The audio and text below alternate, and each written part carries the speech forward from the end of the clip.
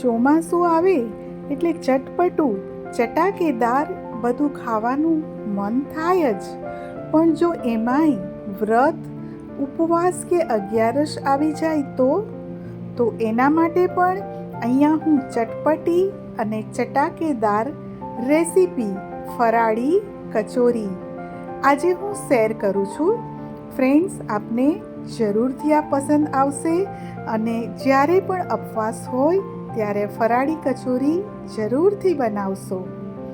તો અહીંયા મેં સાબુદાણા 1.5 કપ લીધા છે. આ સાબુદાણાને આપણે સારી રીતે ધોઈ લઈશું.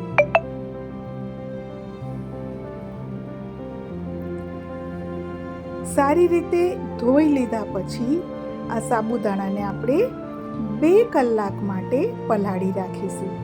પણ પાણીનું માપ હું તમને જણાવી દઉં કે આપણે સાબુદાણાની ફરાળી કચોરી બનાવવાની છે, એટલે પાણીનું માપ ધ્યાન રાખજો. 1.5 કપ સાબુદાણા, 1 કપ પાણી. ચારે બાજુ આ પાણીને આપણે રેડી અને સારી રીતે મિક્સ કરી લઈશું. અને આ પરફેક્ટ માપ સાથે બનાવશો તો કચોરીનું જે આઉટર લેયર છે એ એકદમ સરસ ક્રિસ્પી બનશે. હવે 2 કલાક માટે એને સાઈડમાં મૂકી દઈએ. વધારે કલાક પણ ન મૂકશો. હવે કચોરીમાં ભરવાનું ફિલિંગ: 1 કપ કોપરાનું છીણ, 1 કપ લીલા ધાણા, લીલા મરચાં 4 મેં મોટા મોટા કાપી લીધા છે, અને 5 થી 6 નાના નાના આદુના ટુકડા, સિંગ એ પા કપ અને 1 ચમચી જીરું, 1 ટેબલ સ્પૂન ખાંડ, આપણા સ્વાદ મુજબ મીઠું નાખીશું અને 1 લીંબુનો રસ. તો આ એકદમ ચટપટું ફિલિંગ તૈયાર થવાનું છે, જે આપણી કચોરીને એકદમ ટેસ્ટી બનાવશે. પાણી નાખ્યા વગર જ મેં પીસી લીધું છે. દાણેદાર પેસ્ટ જેવું બનાવ્યું છે. કોપરામાં તેલનો ભાગ હોય અને લીંબુ અને ખાંડનું પાણી છૂટે, એટલે બિલકુલ કોરું જ આને આપણે ગ્રાઇન્ડ કરવાનું. હવે જુઓ, આ રીતે નાના નાના એના ગોળા વાળી લઈશું. આમ તો એ વખતે આપણે ચમચીથી પણ ફિલિંગ ભરી શકીએ, પણ આપણા હાથ પણ ન બગડે અને કન્વિનિયન્ટ પણ રહે. ફટાફટ આપણી કચોરી વળી જાય, એટલા માટે મેં ગોળા વાળીને તૈયાર કરી લીધા છે.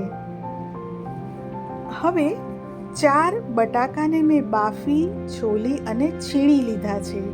બટાકાને ખાસ છીણજો, કારણ કે એમાં ગઠ્ઠા રહી જાય છે. 1/4 કપ શેકેલ સિંગનો ભૂકો, જીરું, મીઠું નાખી દઈશું આપણા સ્વાદ મુજબ, અને 1 ચમચી લાલ મરચાંનો પાવડર. એમાં કલર ખૂબ જ સરસ આવશે લાલ મરચું નાખશો એટલે. અને સરસ રીતે એને મિક્સ કરી લઈશું. ફ્રેન્ડ્સ, તમને એમ થશે કે મેં આમાં હજી સાબુદાણા કેમ નથી નાખ્યા, તો એ એટલા માટે હું પાછળથી નાખું છું કે બધો જ મસાલો મિક્સ કરીએ તો એ વખતે સાબુદાણા પણ એમાં ક્રશ થઈ જાય છે. આપણે અહીં કચોરીમાં આખા સાબુદાણા રાખવાના છે. અને જુઓ, હું 5 આંગળીની મદદથી જ મિક્સ કરું છું. સાબુદાણાને એકદમ આપણે ક્રશ અંદર નથી કરી નાખવાના. બટાકાનો માવો છે, પણ સાબુદાણા તો આખા જ રહેવા જોઈએ, તો એટલે મેં સાબુદાણા છેલ્લે એડ કર્યા છે. અને અતિશય હવે મસળવાની પણ જરૂર નથી, કારણ કે આપણે બટાકામાં બધો મસાલો મિક્સ કરી લીધો છે. ચાલો હવે કચોરીમાં ફિલિંગ ભરીએ. તો જુઓ, આ રીતે 2 રીતથી હું તમને બતાવીશ. એક મેં હથેળીની મદદથી પૂરી જેવું કરી લીધું, અને હવે વચ્ચોવચ્ચ આપણો મસાલેદાર ગોળો મૂકીશ, અને એકદમ જેન્ટલી આને હું બંધ કરીશ. આ બહુ જ સોફ્ટ છે સાબુદાણા અને બટાકા, તો બહુ જ એકદમ જો પ્રેસ કરશો તો એ તૂટી જશે. તો એકદમ સોફ્ટલી જેન્ટલી આને આપણે બંધ કરવાનું. તો તૈયાર છે આપણી આ કચોરી. હવે હું તમને બીજી રીત શીખવાડું કે બંને હાથની મદદથી એને એક કટોરી જેવો શેપ આપી દો. બસ હવે આપણું આ અંદર ગોળો મૂકી દો પૂરણનો. અને જુઓ મારા હાથ, આ રીતે પણ સરળ પડશે તમે જો આ રીતે કચોરી વાળશો તો. અને હવે જેન્ટલી એને બંધ કરી દેવાનું. છે ને એકદમ ઈઝી. બસ આ જ રીતે કટોરી જેવું બનાવી અને વચ્ચે આપણે આપણું ફિલ કરી દઈશું. હવે આપણે આને એકદમ હેલ્ધી બનાવવાના છે. હું આ કચોરીને તળવાની નથી, નો ફ્રાય રેસીપી છે આ. તો એના માટે ન તળવા માટે મેં એક અપ્પમ પાન ગેસ ઉપર ગરમ થવા મૂકી દીધું છે.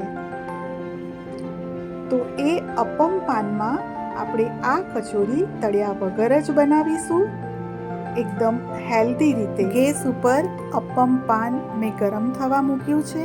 એના બધા જ સાંચામાં હું તેલ નાખું છું, 2 થી 3 ડ્રોપ્સ.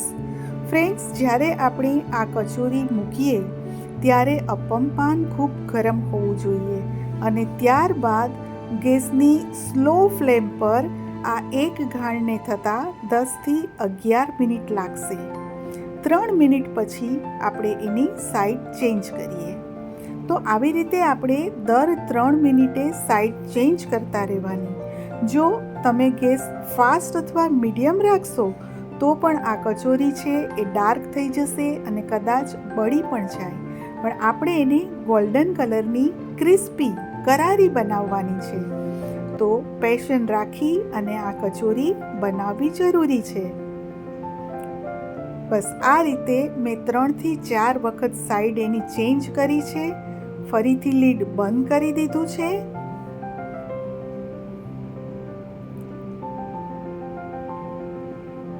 અને 10 થી 11 મિનિટ સુધી શેક્યા પછી આને ચેક કરવાની જરૂર જ નથી.